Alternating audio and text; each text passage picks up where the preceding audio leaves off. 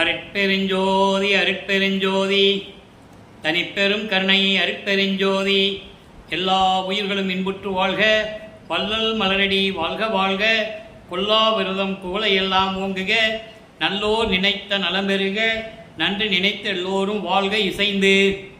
உலக மக்களே, அறிவார்ந்த அன்பர்களே, ஆண்மநேய ஒருமைப்பாடுடைய அன்பர்களே, கொல்லப்பமான நமக்கு அருளிய திருவொற்பாவிலிருந்து அருட்பெருஞ்சோதி ஆண்டவருடைய திருவிளையாடல்கள் எப்படியெல்லாம் நடந்தது என்பதையும், நமது வள்ளற்பமானவர்கள் ஏன் இந்த பூலோகத்திற்கு வருவிக்க விட்டார் என்பதையும் விரிவாக திருவொற்பாவின் பாடல்களின் மூலமாக 1ஆம் திருமுறையிலிருந்து 6ஆம் திருமுறை வரைக்கும் இருக்கின்ற பாடல்களின் மூலமாக நாம் பார்த்து கொண்டிருக்கிறோம்.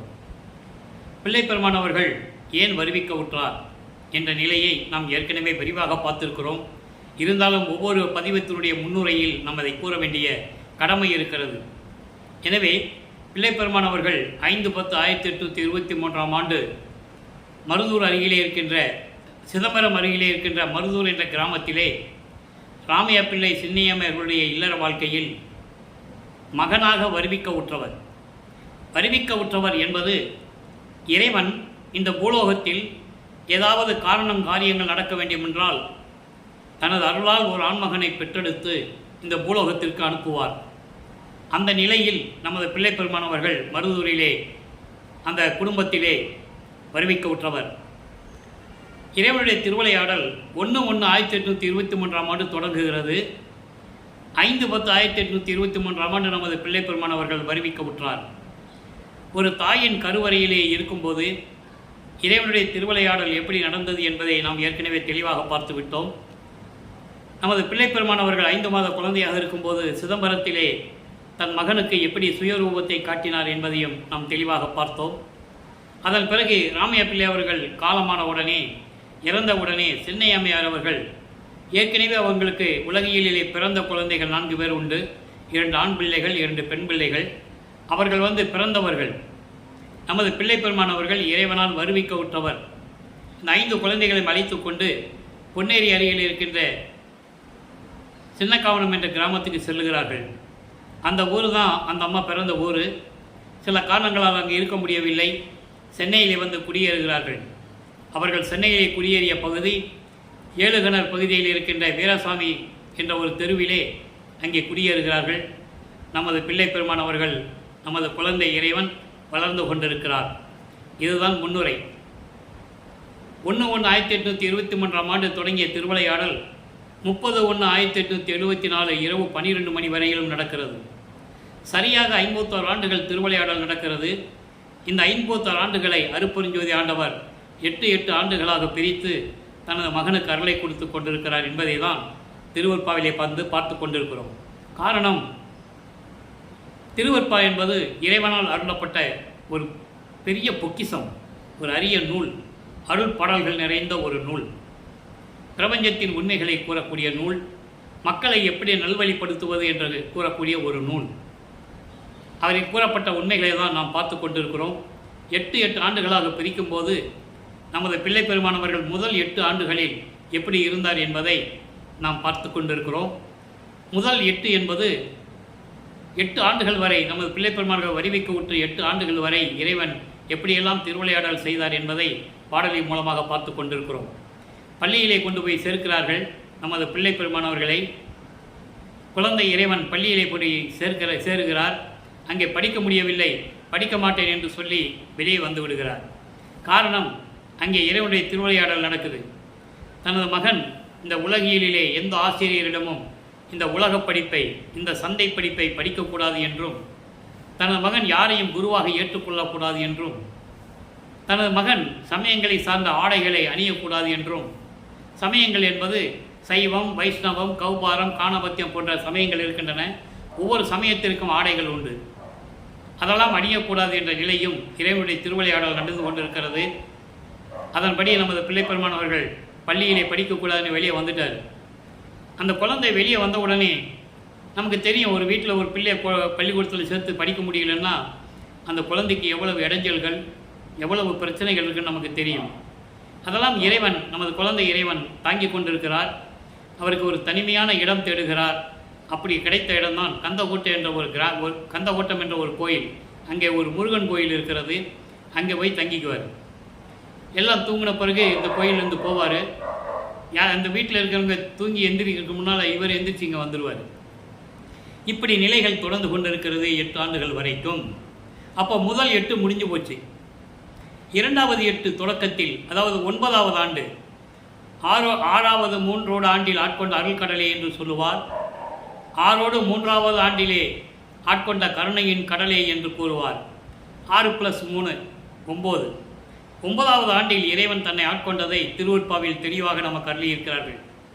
இறைவன் அவர் முன் தோன்றி, மகனே, நீ என்னால் வருவிக்க உற்றவன், நீ என் குலத்தின் மூத்த மகன், உன்னால் இந்த பூலோகத்தில் எனக்கு சில காரியங்கள் எல்லாம் நடக்க வேண்டியது இருக்கிறது. அதற்காகத்தான் உன்னை நான் வருவிக்க செய்தேன். காரியங்கள் எல்லாம் உனக்கு முன்பருவம் பின்பருவம் காட்டி அருள் செய்வேன். தற்போது ஞானத்தை பெற்றுக்கொள் மகனே என்று சொல்லி ஞானத்தை கொடுத்து விட்டு மறைந்து விடுகிறார். அதன் பிறகு நமது பிள்ளை பெருமான் அவர்கள் பாடல்கள் பாடுகின்ற ஆற்றலை பெற்றுக்கொள்ளுகிறார். பிரபஞ்சத்தின் உண்மைகளை தெரியக்கூடிய ஒரு ஆற்றலை பெற்றுக்கொண்டுகிறார். ஆனால் அவருக்கு ஒரு மறைப்பு நிலை இருக்கிறது, மறப்பு நிலையும் இருக்கிறது. காரணம், அருட்பெருஞ்சோதி தான் ஆண்டவர் என்ற உண்மையான ஒரு நிலை அப்போது அவருக்கு தெரியாது. சுத்த சன்மார்க்கம் இருப்பது அவருக்கு தெரியாது.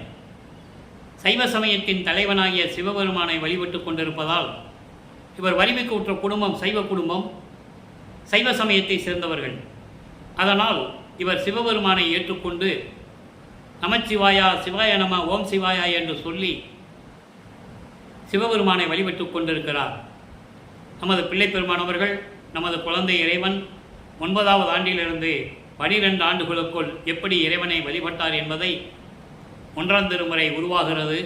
1ஆம் திருமுறை பாடல்களிலிருந்து நாம் பார்த்து கொண்டிருக்கிறோம். 1ஆம் திருமுறை மொத்தம் 8 பதிகங்கள், 712 பாடல்கள். இதுவரையிலும் திருவருள் முறையீடு, வடிவடி பணிக்க மாலிக்க மாலை என்ற பதிகத்தில் இருக்கின்ற பாடல்களை அருட்பெருஞ்சோதி ஆண்டவருடைய திருவிளையாடல் என்ற பதிவுகளிலே 400 பதிவுகளிலே இறைவனுடைய திருவிளையாடல்களை பற்றி பார்த்தோம். இன்னும் சில விளக்கங்கள் கூற வேண்டியது இருக்கிறது. 1ஆம் திருமுறை சிவநேச வெண்பா 100 பாடல்களை கொண்டது. இதுவரை 78 பாடல்களுடைய விளக்கங்களை பார்த்திருக்கிறோம். இன்று 79வது பாடல். இன்னும் நிறைய விளக்கங்கள் நம்ம இறைவனை பற்றி சொல்ல வேண்டியது இருக்கிறது. இதுவரையிலும் இந்த வள்ளலார் ஊழியன் எனது தந்தை வள்ளற்பம்மனுடைய தயவையும் கருணையும் அருளையும் பெற்றுக்கொண்டு 5 வருடங்களாக நான் யூடியூபிலே திருவருட்பாவினுடைய பாடல்களையும் இறைவனுடைய விளக்கங்களையும் நான் கூறிக்கொண்டிருக்கிறேன். அதை நீங்களும் பார்த்து கொண்டிருக்கிறீர்கள். ஆக அந்த 1ஆம் திருமுறையிலே 79வது பாடல் பாருங்கள். துர்சங்கத்தோர் கணமும் தோயாது நின் அடியர் சற்சங்கத்து எந்தனை நீதா கூட்டி நற்சங்க காப்பான் புகழ் உன் கலர் புகழை கேட்டு காப்பாய் இஃது என் கருத்து. கேட்பித்து காப்பாய் இஃது என் கருத்து. இது பாடல்.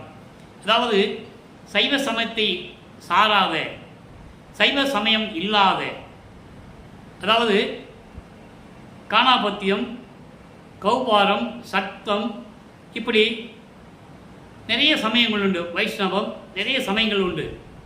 எந்த சமயத்தையும் சாராது, துன்பங்களையும் வேறுபாடுகளையும் துயரங்களையும் கொடுக்கக்கூடிய மற்ற சமயங்களை சாராது சிறிதளவு கூட என்னை அதில் சேர்க்காது, சிறிதளவு கூட ஒரு அனுபவம் கூட என்னை பழகாமல் விட்டு வைத்து, அதாவது அதில் சேர்க்காம அவங்ககிட்ட போய் பழகாம அந்த மாதிரி நிலையில் என்னை இருக்க வைத்து, உன்னுடைய அடியார் சிவன் அடியார் கூட்டம் இருக்கிறதே, அந்த நல்ல சங்கத்தில் என்னை நீ கூட்டி, என்னை அந்த சங்கத்திலே நீ சேர்த்து, அந்த சங்கத்தை நல்லபடியாக காக்கக்கூடிய உனது புகழையும் திருவடிகளின் புகழையும் கேட்டு, என்னை திருவடி புகழையும் என்னை கேட்பித்து, என்னை கேட்க வைத்து, என்னை காப்பாய் என்று நான் நினைத்து கொண்டிருக்கிறேன். இக்கு என் கருத்து. இதுதான் என் உள்ளத்தில் ஓடிக்கொண்டிருக்கிறது. நீதான் இறைவன். மற்ற சங்கங்களை, மற்ற சமயங்களை சாராது, உன்னுடைய சிவனடியார்கள் கூட்டத்திலே என்னை சேர்த்து உன்னுடைய திருவடிகளின் புகழை கேட்கும்படி செய்வித்து என்னை காப்பாய் என்று நான் நினைத்து கொண்டிருக்கிறேன். இதுதான் என்னுடைய கருத்து, இஃது என் கருத்து என்று சொல்லுகிறார். காரணம், 8 ஆண்டுகள் வரையிலும் அவர் ஏன் பிறந்தார், எதற்காக இந்த பூலோகத்திற்கு வந்தார் என்று தெரியாது. அதன் பிறகு 9வது ஆண்டில் இறைவன் ஆட்கொண்ட பிறகுதான் இவர் வருவிக்க உற்றவர். நல்லா புரிஞ்சுக்கணும். நீங்கள் பிறந்தவனுக்கும் வருவிக்க உற்றவனுக்கும் வித்தியாசம் உண்டு. பிறந்தவன் இறக்க வேண்டும், அவதாரம் எடுக்கின்றவன் இறக்க வேண்டும். ஒரு அவதாரத்தில் இத்தனை ஆண்டுகள்னு ஒரு கணக்கு இருக்குது. அதை உதாரணத்துக்கு சொல்ல வேண்டும் என்றால் நம்ம கிருஷ்ணனுடைய அவதாரங்களை சொல்லலாம். 10 அவதாரங்கள். மால்கோள் 10 அவதாரம் வழிபட்டு வாய்மை பெற நிற்கும் பதம். அதாவது அவன் 10 அவதாரம் எடுத்தாலும் கூட அருப்பெருஞ்சோதி ஆண்டவருடைய அருளை பெறுவதற்காக தான் காத்து கொண்டிருந்தான் என்று பொருள். அது திருவடி புகழ்ச்சியிலே அந்த பாடல் உண்டு. ஆக அவங்கெல்லாம் ஒரு அவதாரம் எடுக்கும்போது பிறக்க வேண்டும், அந்த காலகட்டங்கள் அந்த ஆயுள் காலம் முடிந்தவுடனே இறக்க வேண்டும். ஏன்னா திருப்பி ஒரு அவதாரம் எடுக்கணும். மச்ச, கூர்ம, வராக, வாமன, நரசிம்ம, பரசுராம, அடுத்த ராமன். திரேத யுகத்தில் ஒரே அவதாரம், அங்கே 6 அவதாரம் கிரேத யுகத்திலே. துவார யுகத்திலே கிருஷ்ணனும் பலராமனும் 7, 2, 9. கலியுகத்திலே அயக்கிரேவ அவதாரம், அது முடிஞ்சு போச்சு. மக்களுக்கு யாருக்கு தெரியாது. பிள்ளை பெருமான் தான் சொல்கிறார் அயக்கிரேவ அவதாரம் முடிஞ்சு போச்சுன்னு. கலியுகம் 1900 ஆண்டுகளே முடிஞ்சு போச்சுன்னு சொல்லிட்டார். ஆக இவங்கெல்லாம் பிறந்து இறக்க வேண்டும். ஆனால் வருவிக்க உற்றவனுக்கு பிறப்பு இறப்பு இல்லை. இறைவனுடைய மகன், இறைவனுடைய அருளால் வருவிக்க உற்றார் என்பதை இங்கே நான் பதிவு செய்ய கடமைப்பட்டிருக்கிறேன். ஆக இந்த நிலையில் இருந்து கொண்டு சிவபெருமானை வழிபட்டு கொண்டிருக்கிறார். மற்ற சமயங்களை என்னை சார விடாது, என்னை சேர்க்காமல் உன் சிவனடியார்களின் கூட்டத்தில் என்னை சேர்த்து உன்னுடைய திருவடிகளினுடைய புகழை என்னை கேட்க வைத்து என்னை காப்பாய் என்று நான் நினைத்து கொண்டிருக்கிறேன். உன்னால் இந்த பூலோகத்திற்கு வருவிக்க உற்று இதனால் வரையிலும் நான் துன்பங்களையும் துயரங்களையும் இந்த வயதிலேயே கூட, இந்த சிறு வயதில் பாலகனுடைய வயதிலே நான் அனுபவித்து கொண்டிருக்கிறேன். விரைவில் வந்து எனக்கு அருள வேண்டும் என்று சொல்லி இந்த பாடலை நமக்கு அருளியிருக்கிறார்கள். இப்போ இந்த நிலை மாறின உடனே 13வது ஆண்டில் முதலாக இறைவனுடைய அருளை பெற்றுக்கொண்டு ஞானத்தை பெற்றுக்கொண்டு அவர் தங்கியிருந்த பகுதியிலிருந்து, ஏழுகணர் பகுதியிலிருந்து திருவொற்றியூருக்கு நடந்து செல்லுகிறார். கால்வலிக்க நமது குழந்தை இறைவன் நடந்து சென்று தியாகராஜ பெருமானை வழிபட்டு எப்படியாவது அருளை பெற வேண்டுமே என்ற நிலையில் அவர் சென்று கொண்டிருக்கிறார். அங்கே மனம் தூண்டுகிறது. இறைவன் மனதை தூண்டி விடுகிறார். என் மகனை திருவொற்றியூருக்கு அழைத்து செல் என்று. அங்கே போய் தியாகராஜ பெருமானை பற்றி பாடுகிறார். எந்த விதமான அருளும் கிடைக்கவில்லை. அதன் பிறகு திருமலை வாயில் போகிறார். திருவள்ளித்தாயம் என்று ஒரு இடம் இருக்கிறது, அங்கேயும் போகிறார். அங்கே எப்படியெல்லாம் இறைவனை வழிபட்டார் என்பதை நாம் ஏற்கனவே அருப்பெருஞ்சோதி ஆண்டவருடைய திருமலையாடல் என்ற பதிவிலே பாடலுடைய விளக்கங்களையெல்லாம் நாம் பார்த்தோம். இப்போ 16 ஆண்டுகள் நிலையில் இருந்து கொண்டிருக்கிறார் பிள்ளை பெருமானவர்கள். அதாவது 1824ஆம் ஆண்டிலிருந்து 1840 ஆண்டுகள் வரை இந்த 16 ஆண்டுகளில் நமது பிள்ளை பெருமானவர்கள் இருந்து கொண்டிருக்கிறார். அப்போது காமம், குரோதம், லோபம், மோகம், மதம், மாச்சரியம், இப்படி ஒரு 6 பிண்ட தூசிகள் உண்டு. அது எதனால் வரக்கூடியது என்றால் மனத்தினால் வரக்கூடியது. அப்போ மனதை அடைக்கிவிட்டால் இந்த பிண்ட தூசிகளை அடைக்கிவிடலாம் என்ற நிலையில் இந்த பாடலை நமக்கு அருளியிருக்கிறார்கள். இதுவரை காமம், குரோதம், லோபம் எப்படியெல்லாம் ஒரு மனிதனை துன்புறுத்துகிறது என்பதை பார்த்தோம். இப்போது மோகம்னா உங்களுக்கு தெரியும். மோகம் என்னும் ஓர் மூடரில் சிறந்தோய். பாடலை முதல்ல கவனிங்க, அதுக்கப்புறம் விளக்கம். மோகம் என்னும் ஓர் மூடரில் சிறந்தோய் யாரை சொல்கிறாரு? மனதை சொல்லுகிறார். மனதை கட்டுப்படுத்த வேண்டும். மனம் ஒரு நிலையில் இல்லை. மனம் குரங்கு போல தாவிக்கொண்டிருக்கிறது. அந்த மனதை ஒரு நிலைப்படுத்த வேண்டும். அப்போ இந்த மோகத்தை எப்படி அடக்க வேண்டும் என்பதை உலக மக்களுக்கு கூறுகிறார். மோகம் என்னும் ஓர் மூடரில் சிறந்தோய் முடிவில்லா துயர் மூல இல் ஒழுக்கில் என்பது இந்த உலகியல் வாழ்க்கை, இல்லற வாழ்க்கை. இந்த இல் ஒழுக்கில் போகம் என்னும் ஓர் அளவற்று இடை விளவும் போற்றும் மக்கள் பெண்டனை தந்தையராம் சோக வாரியில் அழுந்தவும் இயற்றி, அற்புதமான பாடல், அழுந்தவும் இயற்றி சூழ்கின்றாய்.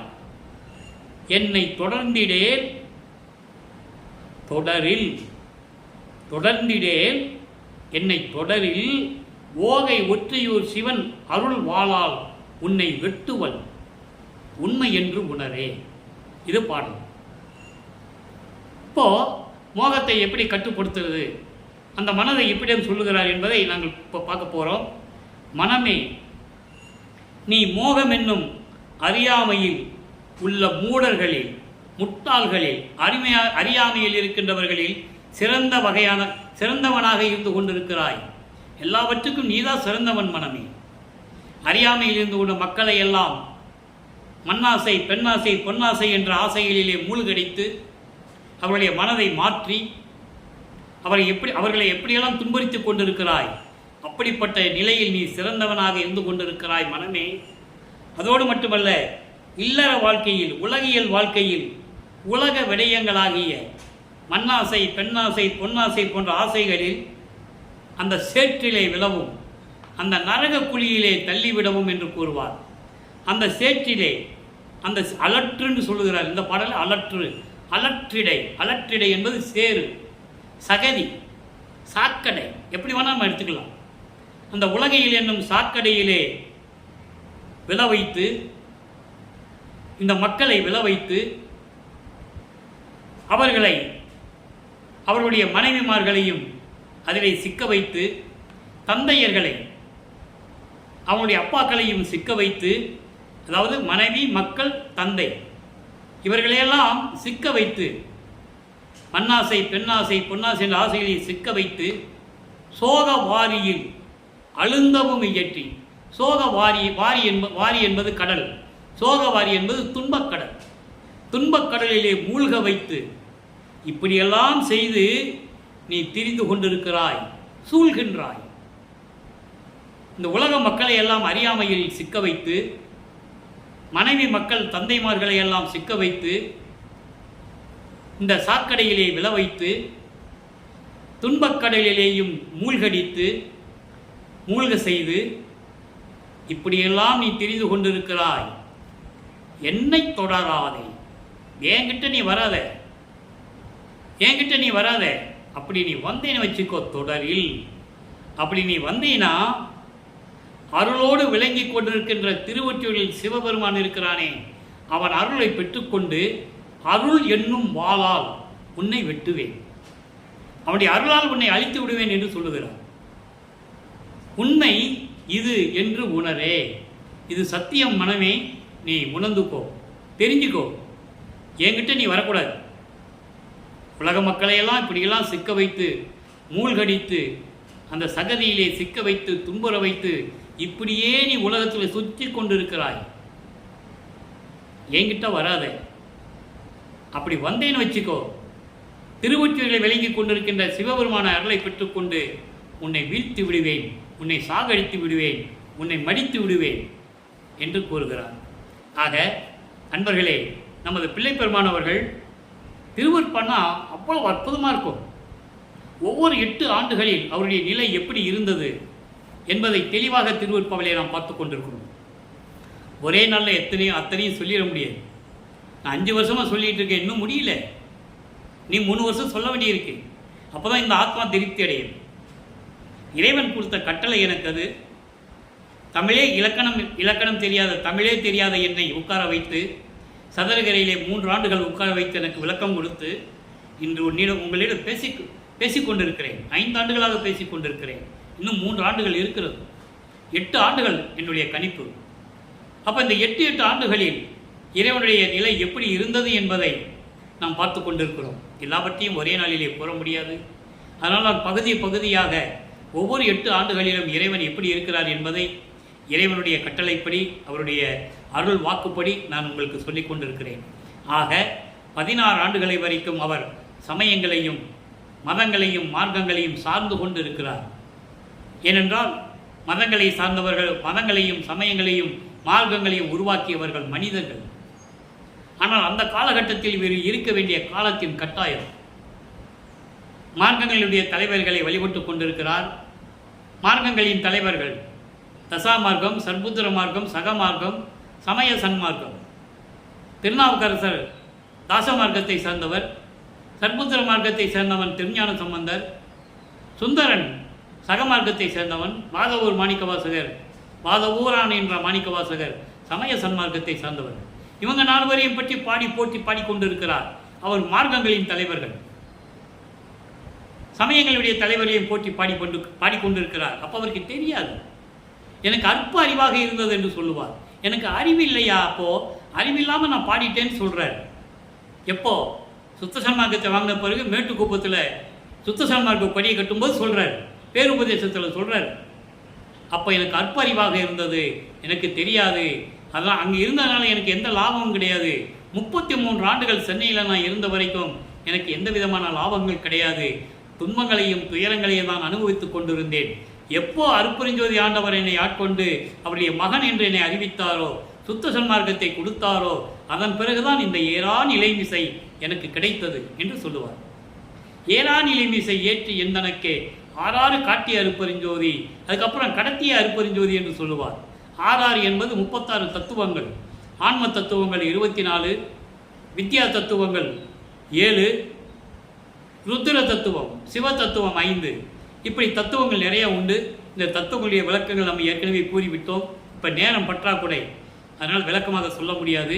இந்த 24 தத்துவங்களும் பிரம்ம தத்துவம் பிரம்மனுக்கு உரியது, வித்யா தத்துவம் 7 திருமாலுக்குரியது, சிவ தத்துவம் 5 ருத்திரனுக்குரியது. மகேஸ்வரனும் சதாசிவனுக்கும் தத்துவிகள் 60 தத்துவிகள் உண்டு. அதை பிரித்து கொடுக்குறார். ஆக இந்த நிலைகள் எல்லாம் தத்துவங்களுடைய நிலைகள், மொத்தம் 96. இந்த நிலைகள் எல்லாம் எப்படி இவருக்கு தெரிந்தது, இந்த தத்துவங்களை எப்படி கடக்கிறார் என்பதை தான் சுத்த சன்மார்க்கத்தை பெற்ற பிறகு நாம் பார்த்து கொண்டிருக்கிறோம். ஆக 16 ஆண்டுகள் வரைக்கும் நமது பிள்ளை பெருமனுடைய நிலை இப்படி இருந்தது. சுத்த சன்மார்க்கத்தை பெற்ற பிறகு, தன் தந்தையிடமிருந்து பெற்ற பிறகு, சாகா கல்வியை கற்றுக்கொண்ட பிறகு, எப்படி தத்துவங்களை கடந்து, அண்டங்களை கடந்து, வெளிகளை கடந்து மேலே இருக்கின்ற சுத்த சிவஞான வெளிக்கு எப்படி சென்றார். அங்கே ஒரு சத்தியஞான சபை இருக்கிறது. நல்லா புரிஞ்சுக்கணும். நீங்கள் வல்லப்பமான் கூறுகின்ற சத்திய சபை எல்லாமே அங்கே இருக்கின்ற சத்தியஞான சபை. மக்களுக்காக, மக்கள் எல்லாம் அங்கே போக முடியாது. சத்தியஞான சபை அதே மாதிரி ஒரு சத்தியஞான சபை இந்த பூலோகத்தில் இருக்க வேண்டும் என்பதற்காகத்தான் வடலூரிலே, பார்வதிபுரத்திலே அமைந்திருக்கின்ற வடலூரிலே சத்தியஞான சபையை மக்களுக்காக அருளினார்கள் வல்லப்பமானவர்கள் என்பதை நீங்கள் புரிந்து கொள்ள வேண்டும். ஆக இந்த நிலையில் இருக்கும்போது சுத்த சன்மார்க்கத்தை பெற்ற பிறகு நமது பிள்ளைப்பெருமானுடைய நிலை என்ன என்பதை அனுபோக நிலையம் என்ற பதிகத்திலே 25வது பதிகத்திலே 6வது பாடல். நல்லா கவனிக்கணும். ஆரம்ப காலகட்டங்களில் சைவ சமயத்தை சார்ந்திருந்த போது, அந்த சமயத்தை பின்பற்றி கொண்டிருந்த போது சிவபெருமானை எப்படி வழிபட்டு கொண்டிருந்தார் என்பதை நாம் தெளிவாக பார்த்தோம். அதே போல சுத்த சன்மார்க்கத்தை பெற்ற பிறகு ஆரம்ப காலகட்டங்களில், அதாவது 1862 இல்லைன்னா 63 அந்த ஆண்டுகளுக்கு பிறகு 33 ஆண்டுகள் வரைக்கும் சுத்த சன்மார்க்கம் இருப்பது அவருக்கு தெரியாது. அதுக்கப்புறம் தான் சுத்த சன்மார்க்கத்தை வாங்குகிறார். அதன் பிறகு அவருடைய நிலை என்ன என்பதை நாம் பார்த்து கொண்டிருக்கிறோம். அனுபோக நிலையம் என்பது பேரின்பத்தின் இருப்பிடம். நிலையம் என்பது ஒரு இருப்பிடம். அனுபோகம் என்பது இறைவனுடைய பேரின்பத்தின் இருப்பிடம். அது எப்படிப்பட்டது மக்களுக்கு சொல்லணும்ல. சிவபெருமான் தான் கடவுள்னு சொன்னவர், அதுக்கப்புறம் அருட்பெருஞ்சாண்டவர் கடவுள்னு சொல்லணும்ல. அந்த மக்கள் மனதில் எழுகின்ற சந்தேகத்தை தீர்க்க வேண்டும் என்ற நிலையை இந்த பாடலில் கூறுகிறார். நல்ல கவனிங்க. துன்பெல்லாம் தவிர்க்கும் திருச்சிற்றம்பலத்தே. அங்கே என்ன சொல்வார்? துன்பங்களையும் துயரங்களையும் தீர்க்கக்கூடிய திருவொற்றியூரில் இருக்கின்ற சிவபெருமான் தியாகராஜ பெருமான் என்று கூறுவார். நல்ல மனசில் வச்சுக்கணும். அப்படிதான் பார்த்துட்டு இருக்கோம். இங்கே துன்பமெல்லாம் தவிர்க்கும் திருச்சிற்றம்பலத்திலே, திருச்சிற்றம்பலத்தை ஜோதியில் ஜோதியே அன்றராயின் அந்த வரி. காரணம், இங்கே சிவபெருமான்னு வராது, நமச்சிவாயனு வராது, ஓம் சிவாயனு வராது. ஜோதியில் ஜோதியே, அருட்பெருஞ்சோதியே, துன்பங்களை எல்லாம் தவிர்க்கக்கூடிய, சமயங்கள் மதங்கள் மார்க்கங்களை சாராது, அவற்றைகளையெல்லாம் நீக்கி, நான் சமயத்தில் இருக்கும்போது பட்ட துன்பங்கள் எவ்வளவு சொல்லி மாளாது என்று சொல்லுவார். 12 ஆண்டு தொடங்கி இட்டைய பகல் வரை நான் இந்த படியில் பட்ட பாடு என்று சொல்லுவார். மெய்யருள் வியப்பு 112வது பதிகம் 6வது திருமுறையிலே சொல்லுவார். அதங்கே சுத்த சன்மார்க்கத்தை சொல்லும்போது வாங்கும்போது சொல்லணும்ல, அந்த துன்பங்களை எல்லாம் நீக்கக்கூடிய திருச்சிற்றம்பலத்திலே சுத்த சிவஞான வெளியிலே இருக்கின்ற ஜோதியில் ஜோதியே அருப்பெருஞ்சோதி ஆண்டவரே அழியா இன்பமெல்லாம் அளிக்கும் இறைவனே. எவ்வளோ அருமையாக சொல்கிற பாருங்க. இங்கே நமச்சிவாயன் வருதா, சிவாய நமன் வருதா? வராது. சிவபெருமானே வருதா? வராது.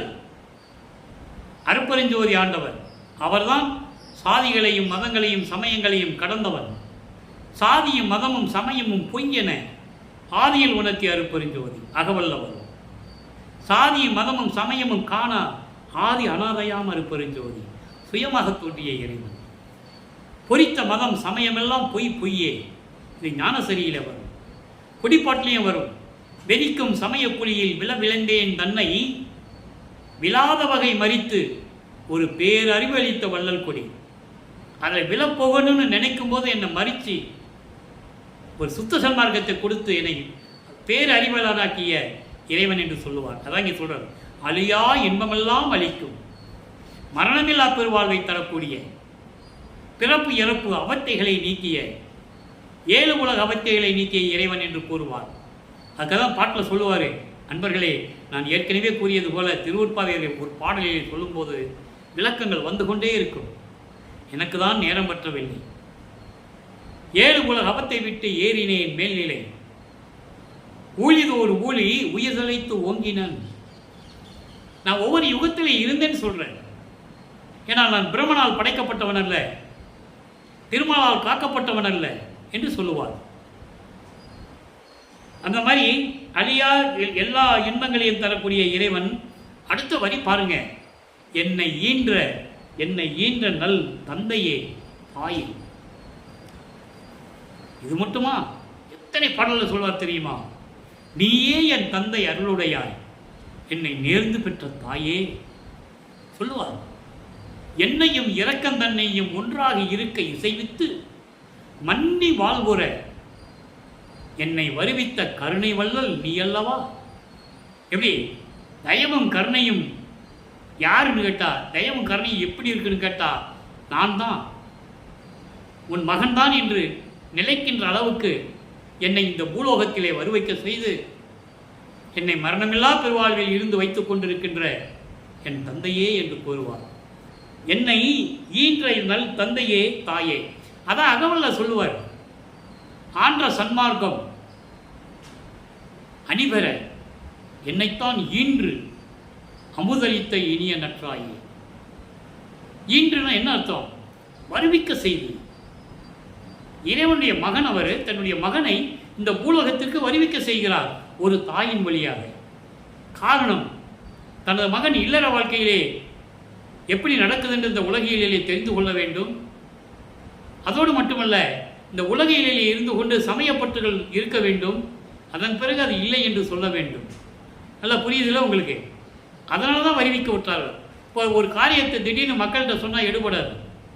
அதில் இருந்துக்கிட்டு என்னப்பா இப்படியெல்லாம் பொய்யா இருக்குதே, இது தப்பாச்சே, இது தேவையில்லையே என்று சொல்லணும். அப்போ புதுசாக ஒரு மார்க்கத்தை சொல்லணும். அதுதான் சமரச சுத்த சன்மார்க்கம். இறைவன் அருப்பெருஞ்சாண்டவர் நிறுவிய சன்மார்க்கம் தன் மகனிடம் கொடுத்து உலக மக்களிடம் தெரிவித்துக் கொண்டிருக்கிறார். என்னை ஈன்ற அவர் யாருடைய மகன்? இறைவன் மகன். அந்த தாய் 10 மாதம் தன் வயிற்றிலே வைத்து கொடுத்தார்கள். அது அம்மாவுடைய கடமை. அதனால் சொல்றாரு, உபசாரத்தால் பெற்ற தாய் என்பார். உபசாரத்தால் பெற்ற தாய் என்பால் ஒருத்தியின் கருவறையிலே அப்படின்னு சொல்லுவார். அந்த அம்மையார் புண்ணியம் பண்ணாங்க. சின்னம்மையார் அவர்கள் பாக்கியம் செய்தவர்கள், புண்ணியம் செய்தவர்கள். அதற்காக அந்த தாயை நாம் வணங்கலாம். ஏனென்றால் நமது இறைவனை வயிற்றிலே 10 மாதம் வைத்து கொடுத்தார்களே, அதுக்காகவே அந்த தாயை வணங்கலாம். நல்லா புரிஞ்சுக்கணும் நீங்க. அன்பெல்லாம் ஆகி நிறைந்ததோர் நிறைவே. அன்புனா என்ன? அன்பனும் குடிசைன்னு சொல்லுவார். அன்பனும் குடிலே, குடில் புகுந்த இறைவனேன்னு சொல்லுவார். அன்பு நிறைந்த பரிபூரணமாக நிறைந்த இறைவனை, அன்புக்கு பரிபூரணமாக விளங்கிக் கொண்டிருக்கின்ற இறைவனை, அண்ணலே கடவுளே, இனி இனி பிரிவு ஆற்றேன், இனிமேல் உன்னை நான் பிரிந்து இருக்க மாட்டேன். உன்னுடைய பிரிவை இனிமேல் என்னால் பொறுத்து கொள்ள முடியாது. போதுண்டா சாமி, என் அப்பனே, 33 ஆண்டுகள் என்னை சென்னையிலே இருக்க வைத்து என்ன பாடாய் படித்தினாய். இப்போ மட்டும் இந்த வரேன்னு சொல்கிற, வரமாட்டேன்ற. அதான் சொல்கிறார், இனிமேல் உன்னை நான் பிரிஞ்சு இருக்க முடியாது, அது என்னால் பொறுத்துக்க முடியாது. பொன்பதம் தருதற்கு இது தகு தருணம். பொன்பதம் என்பது பொன்னான ஒரு இடத்தை, ஒரு மேல்நிலையை எனக்கு கொடுக்குவதற்கு இதுதான் நல்ல நேரம். எனக்கென்று ஒரு நிலை, அந்த நிலையை கொடுப்பதற்கு இதுதான் நல்ல நேரம். புணர்ந்து அருள். புணர்ந்து என்பது ஒன்றோடு ஒன்று கலந்து கொள்ளுவது. ஏன்னா இது சுத்த சன்மார்க்கத்தை வாங்கின பிறகு முதல் தருணம், ஆரம்ப கட்டம். அதனால் என்னோடு வந்து கலந்து கொள்ளுன்ற. கலந்து கொண்டது எப்போ? 30/1/1874 இரவு 12 மணிக்கு. இப்போவே ஸ்டார்ட் பண்ணுறாரு அவர். நல்லா புரிஞ்சுக்கணும் நீங்கள், இப்போவே ஸ்டார்ட் பண்ணுறாரு. ஆக விரைவில் வந்து என்னோடு அருள வேண்டும். இது எங்கே நடக்குது? கருமொழியில் இருக்கும்போது நடக்குது. ஓகேவா? என்னை சீக்கிரம் வந்து என்னோட கலந்துக்கணும்னு சொல்கிறாரு. அதுக்கப்புறம் தான் மேட்டுக்குப்பத்தில் வந்து கலந்துக்கிறாங்க. தர்மசாலைக்கு வராங்க, தர்மசாலையை நிறுவுகிறாங்க. அதன் பிறகு தான் மேட்டுக்குப்பத்துக்கு வராங்க. இவ்வளோ ஆண்டுகள் நம்ம சொல்ல வேண்டியதுக்கு விளக்கங்கள் ஒரு வரியில் சொல்லிட முடியாது. புணர்ந்து அருள் என்னையே, சீக்கிரம் வந்து என்னை 2 கலந்து கொள். இனிமேல் உன்னை பிரிய எனக்கு மனசு இல்லை, எனக்கு என்னால் முடியவில்லை சாமி. விரைவில் வந்து என்னை கலந்து கொண்டு எனக்கு அருள வேண்டும் என்று சொல்லி இந்த பாடலை நமக்கு அருளியிருக்கிறார்கள். எனவே அன்பர்களே, இதுவரையில் இறைவனுடைய நிலைகளில், ஏன்னா எல்லாவற்றையும் ஒரே நாளில் சொல்லிட முடியாது. 33 ஆண்டுகள் நடந்ததை 4×8 4/8 சொல்லணும், ஒரே நாளில் சொல்ல முடியாது. அதனால் 16 ஆண்டுகள் வரைக்கும் முதல்ல அவருடைய நிலை என்ன? ஏன்னா 2ஆம் திருமுறை 113 பதியங்கள், 1207 பாடல்கள், அதை முடிச்சுட்டு தான் வரணும். அதே மாதிரி 6ஆம் திருமுறை 150 பதியங்கள், 2552 பாடல்கள். எப்படி 5 திருமுறைகளும் அதே நிலையோ அதே சமமான நிலை 6ஆம் திருமுறை. மொத்தம் 5983 பாடல்கள். 6000க்கு 17 பாடல்கள் தான் கம்மி. ஆக இந்த நிலையில் இருக்கும்போது பழக்கமானவர்கள் சுத்த சன்மார்க்கத்தை பெற்ற பிறகு சன்மார்க்கத்தை எப்படியெல்லாம் உலக மக்களிடம் நிறுவினார் என்பதையும், கொலையும் புலையும் தவிர்க்க வேண்டும் என்ற உன்னதமான ஒரு நிலை, உயிர்களை கொலை செய்வது, கொலை செய்து அந்த நாறுகின்ற உடம்பை, அந்த துர்நாற்றம் பிடித்த உடம்பை தன் உடம்புக்கு உணவாக எடுத்துக்கொள்ளுவது, இதெல்லாம் தேவையில்லை என்ற நிலையில், அதோடு மட்டுமல்ல, இறைவன் ஒருவனே, அந்த இறைவன் தனிப்பெரும்பதி, தனித்தலைமை பெரும்பதி என்று சொல்லுவார், தனித்தலைமை பெரும்பதி என்று சொல்லுவார். சுத்த சன்மார்க்கத்தின் தலைவனாகிய அருட்பெருஞ்சோதி ஆண்டவர் என்று பொருள். இயற்கை உண்மையின் விளக்க கடவுள் என்று சொல்லுவார். அவர் இயற்கையின் அடிப்படையில் தோன்றியவர், சுயமாக தோன்றியவர், ஆதியம் அந்தமில்லா தோன்றிய இறைவன். அப்படிப்பட்ட இறைவனை வணங்கி கொலையும் புலையும் தவிர்த்து நம்மளால் முடிந்த அளவு ஜீவகாருண்ய ஒழுக்கத்தை கடைபிடித்து, ஜீவகாருண்ய ஒழுக்கத்திலே அது வந்துடும். பசி, பிணி, தாகம், இச்சை, எளிமை, பயம், கொலை. இந்த பசியும் கொலையும் பர ஜீவகாருண்யம், அதுதான் உன்னதமான ஒரு ஜீவகாருண்யம். பசியோடு இருக்கிறவர்களுக்கு பசியை போக்குவது, உயிரிடம் மீது இரக்கம் கொண்டு தயவையும் கருணையும் காட்டுவது, உயிர் நேயத்தோடு வாழுவது, இதுதான் சுத்த சன்மார்க்கத்தின் முக்கியமான கொள்கைகள். சுத்த சன்மார்க்கம் என்பது வேறு வினோதமான ஒரு மார்க்கம் அல்ல, மனிதர்களால் ஏற்றுக்கொள்ளக்கூடிய ஒரு மார்க்கம். மனிதர்கள் இந்த சுத்த சன்மார்க்கத்தில் இருந்து இறைவனை வணங்கினால் இறைவனை நேரடியாக அடையலாம், மரணமில்லா பெருவாழ்வில் வாழலாம். ஜீவகாருண்யமே, ஜீவகாருண்ய ஒழுக்கமே கடவுளின் வழிபாடு என்று கூறினார். மோட்ச வீட்டின் திறவுகோல் ஜீவகாருண்ய ஒழுக்கமே என்று கூறினார். பசியாற்றுவது மட்டுமல்ல, சுத்த சன்மார்க்க நெறியில் இருந்து கொண்டு பசியாற்றுவித்தலை செய்ய வேண்டும், பசியை போக்க வேண்டும், மற்றவர்களின் பசியை போக்க வேண்டும்.